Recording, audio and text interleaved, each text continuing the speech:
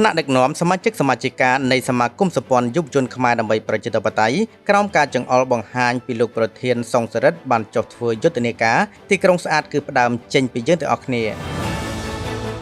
នៅថ្ងៃច័ន្ទ7រោចខែមិញឆ្នាំម្សាញ់សប្តាហ៍ពុទ្ធសករាជ2569ដែលត្រូវនៅថ្ងៃទី9ខែកុម្ភៈឆ្នាំ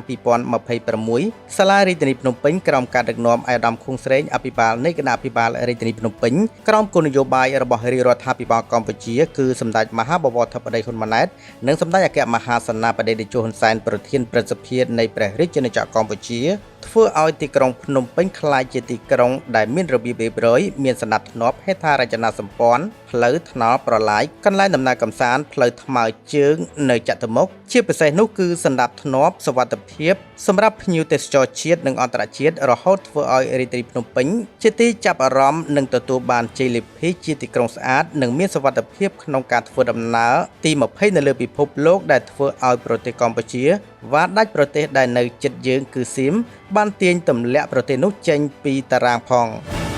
នាពេលថ្មីនេះរដ្ឋបាលរាជធានីភ្នំពេញបានចេញនិងមានវិធានការរៀបចំសណ្ដាប់ធ្នាប់តាមសាធារណៈពិសេសគឺផ្លូវមនីរ៉េតនិងរំដោះផ្លូវជុំវិញផ្សារដើមគោដែលជាកន្លែងធ្លាប់តែរញ៉េរញ៉ៃគ្មានសណ្ដាប់ធ្នាប់បង្កផលប៉ះពាល់ទៅដល់បងប្អូនប្រជាពលរដ្ឋដែលធ្វើដំណើរតាមផ្លូវនោះផងដែរអ្វីដែលសំខាន់នោះពេលដែលមានហានិភ័យឬក៏អគ្គិភ័យ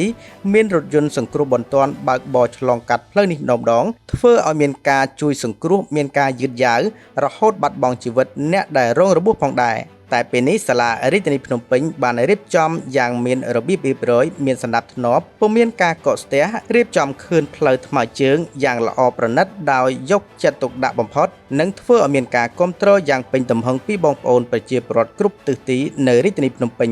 មិនតែប៉ុណ្ណោះរដ្ឋបាលរាជធានីភ្នំពេញបានដោះស្រាយជូនបងប្អូនអាជីវករទាំងតូចធំទៅលក់នៅកន្លែងថ្មីដូចជាផ្សារដើមគោផ្លូវកប់ស្រូវផ្សារតាម៉ាប់នៅព្រៃជ្រៃដោយមានរបៀបរៀបរយមានផាសុកភាពសុវត្ថិភាពមិនប៉ះពាល់ដល់សណ្ដាប់ធ្នាប់សាធារណៈប៉ះពាល់ទៅដល់ផ្លូវចិត្តបងប្អូនប្រជាពលរដ្ឋឡើយ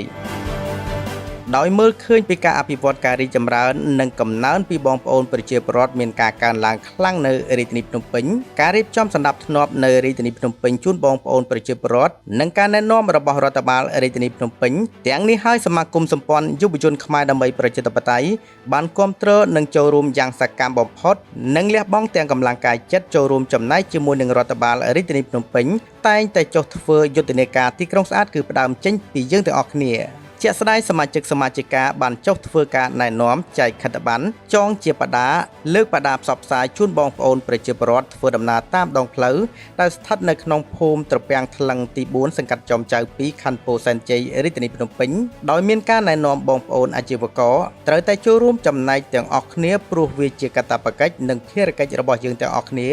ទីក្រុងភ្នំពេញគឺជាទីក្រុងរបស់យើងទាំងអស់គ្នាត្រូវតែចូលរួមថែរក្សាបោសសម្អាតមាត់លូមាត់ប្រឡាយជាប្រចាំវេចខ្ចប់ទុកដាក់សម្រាមឲ្យមានរបៀបរៀបរយញែកសម្រាមឲ្យដាច់ពីគ្នាទទួលការណែនាំនិងរៀបចំតាមសមត្ថកិច្ចអាជ្ញាធរមូលដ្ឋានត្រូវបង់ថ្លៃប្រមូលសម្រាមឲ្យបានទៀងទាត់កុំបោសសម្រាមចូលក្នុងមាត់លូមាត់ប្រឡាយត្រូវយកសម្រាមចេញមកក្រៅតាមពេលវេលាកំណត់របស់ក្រុមហ៊ុនប្រមូលសម្រាម